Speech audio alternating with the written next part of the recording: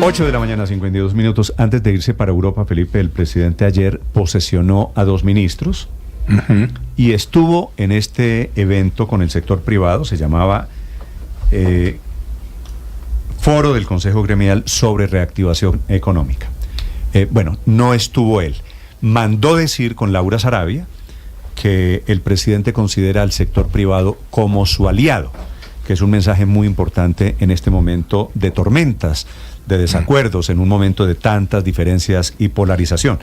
Y ese mensaje seguramente va a ser importante para lo que resta de este gobierno, Felipe, para fijar las pautas de juego en la relación entre empresarios y el presidente Petro, que parece una relación marcada por nubes de turbulencia.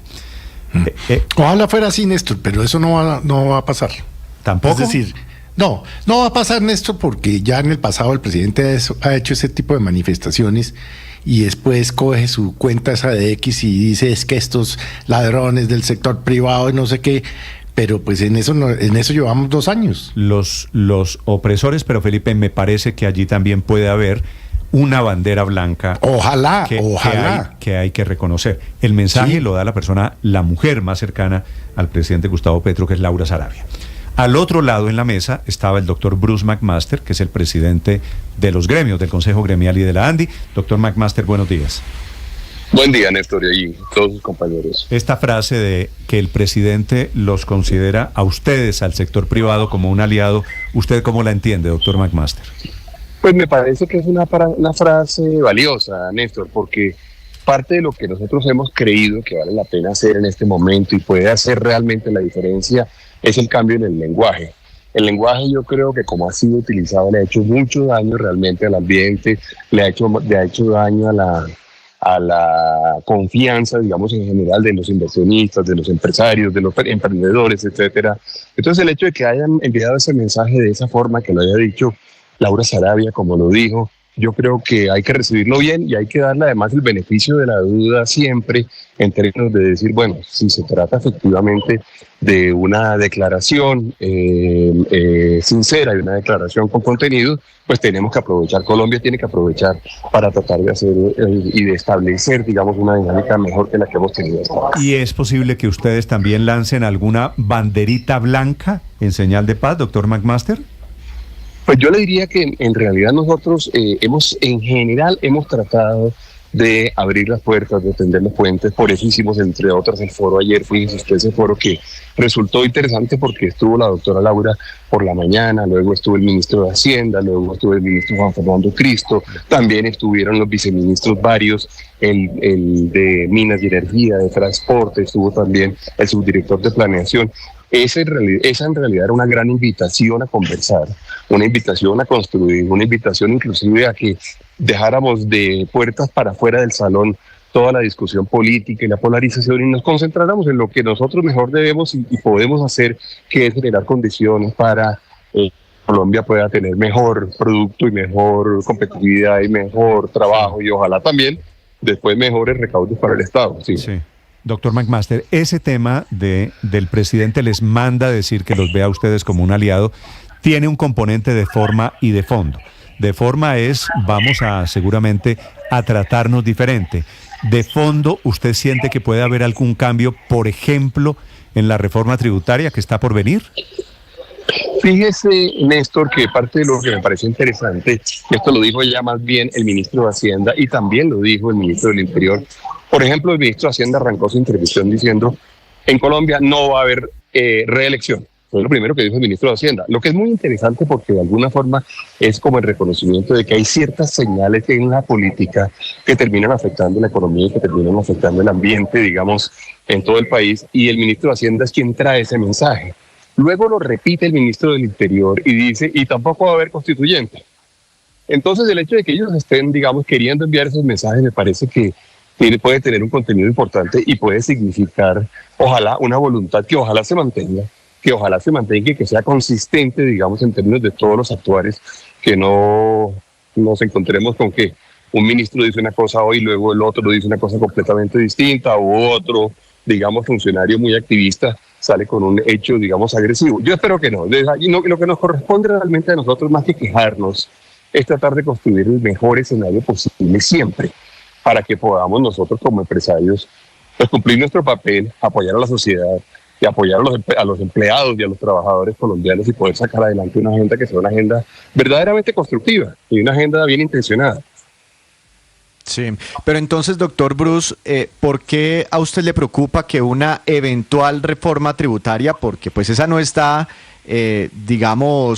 desechada? El gobierno tiene la intención de presentar una ley de financiamiento, por un lado diciendo que van a bajar la carga tributaria de las empresas, pero no se entiende cómo va a aumentar el recaudo, si se bajan los impuestos, cómo va a aumentar el recaudo para financiar el presupuesto del otro año que está desfinanciado.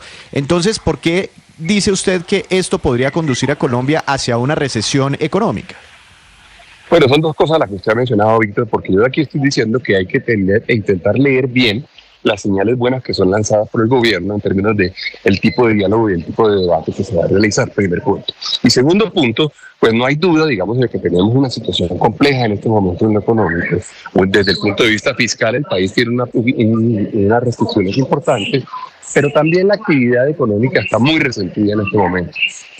No nos imaginamos una reforma tributaria que no fuera para cobrar más impuestos. Es decir, realmente, si a mí me dicen en este momento que el gobierno nacional está queriendo hacer una reforma tributaria para mantener o reducir los impuestos, yo diría, eso no es probable, digamos, no lo puedo creer, digamos. De manera que el único escenario es una reforma tributaria que aumente los impuestos. Bueno, pero, pues una reforma tributaria... Pero, doctor Bruce, ¿usted no ve una reforma tributaria para bajar el impuesto de renta a las empresas, que es lo que ha dicho el ministro de Hacienda? ¿No lo han hablado no con él? ahora. Él lo ha mencionado en varias ocasiones, pero lo cierto es que no va a ser inmediato. Usted sabe, por rápido que se baje el impuesto de renta será para el año 2026, simplemente por normas. Pero además de eso, lo que nos vamos a encontrar es un proceso que es paulatino, que es transitorio. Lo que nos están diciendo es que sería, digamos, bajar un punto cada uno de los años a partir del 2025, es decir, para terminar en el 2031, que por cierto eso ya nos ha pasado en varias ocasiones, y de aquí al 2031 yo quisiera que hiciéramos una apuesta entre todos en este momento y digamos cuántas reformas tributarias va a haber.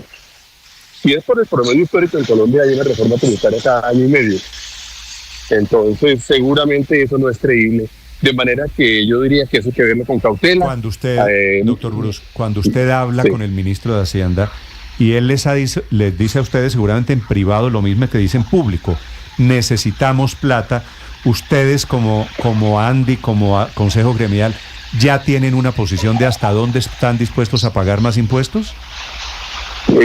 Néstor, yo siento el gobierno, además yo acuérdense que yo trabajé en algún momento también en el Ministerio de Hacienda. Se me está yendo, no le estoy escuchando, doctor Bruce. Néstor, le decía, ¿me oye o no? Sí. Estoy en el aeropuerto en este momento y la señal no es buena, pero le decía que yo también trabajé en Hacienda y yo sé que el gobierno es un agente económico como muchos otros agentes económicos que tiene que medir cuántos recursos tiene, que tiene que entender que los recursos son limitados y que no puede simplemente decirle al resto de la economía que le transfiera todo lo que necesita. Y que ya en este año, el año 2024, digamos, aspiraron a tener un presupuesto especialmente alto, fue el más alto de la historia, 502 billones de pesos, que no fueron capaces de financiar. Yo creo que lo que corresponde en este momento es preguntarnos cuál es la capacidad que tiene Colombia de transferirle recursos al Estado y el Estado tiene que acomodarse a esa capacidad. El Estado tiene que entender que hay restricciones y que cuando uno le pide un peso adicional a la economía se lo está quitando o a los hogares y las familias o se lo está quitando a las empresas y a los emprendedores. Y el Estado tiene que ser consciente de eso, ¿no? Es decir, yo no soy un ente económico que gasto lo que yo quiera y que simplemente tengo alguien que me gira los recursos, que en este caso es la sociedad. De manera que yo creo que la discusión es una discusión mucho más de responsabilidad fiscal que una discusión de cuánto más vamos a pagar en este momento. Porque la plata no nace de los árboles, como dirían las abuelitas, pero entonces no reforma tributaria, pero sí inversiones forzosas para la banca, para obligarla a destinar forzosamente parte de sus ganancias a la agricultura, vivienda, industria y turismo. Paola, yo creo que cada medida tenemos que verla, digamos, independientemente, porque no es negociar una cosa por la otra. Yo, por ejemplo, no soy amigo de las inversiones forzosas por varias razones. La primera es porque al final significa que vamos a utilizar los ahorros de los colombianos en actividades que hoy en día probablemente no están recibiendo crédito porque tienen un riesgo demasiado alto. Por lo tanto, le vamos a introducir un riesgo demasiado alto al ahorro de los colombianos. Eso va a hacer que, por supuesto, seguramente toda la tasa de interés las tasas de interés a nivel global vayan a subir, digo a nivel global en nuestra economía, vayan a subir y tenemos que ser conscientes de ello. Y tenemos que saber si nosotros estamos en condiciones de asumirlo. Son muy pocos los países en este momento en el mundo que tienen inversiones forzosas. Era una medida, digamos, muy de los años 80, de los años 70, en donde se trataba de acudir a la plata del ahorro nacional para hacer las cosas que el gobierno quería. Es muy complejo hacer eso, yo creo que hay que mirar hay que mirar con más detalle otras alternativas. Nos gusta mucho más, por ejemplo, que pueda haber medidas, por ejemplo, como poner al fondo de garantías a que respalde las inversiones o respalde los créditos que eventualmente se requieren para un sector en particular. Ya Colombia ha sido exitosa en eso. Ahí hay una oportunidad de multiplicar por mucho, digamos, unos recursos que el Estado pueda dedicar a eso. Bruce McMaster es el presidente del Consejo Gremial y de la ANDI esta mañana en Blue Radio sobre la bandera blanca y la posibilidad de una nueva relación entre gobierno y sector privado. Doctor McMaster, gracias por acompañarnos esta mañana. Le deseo feliz viaje. Gracias, Néstor. Gracias a todos. 9:03 en Mañanas Blue. Estás escuchando Blue Radio.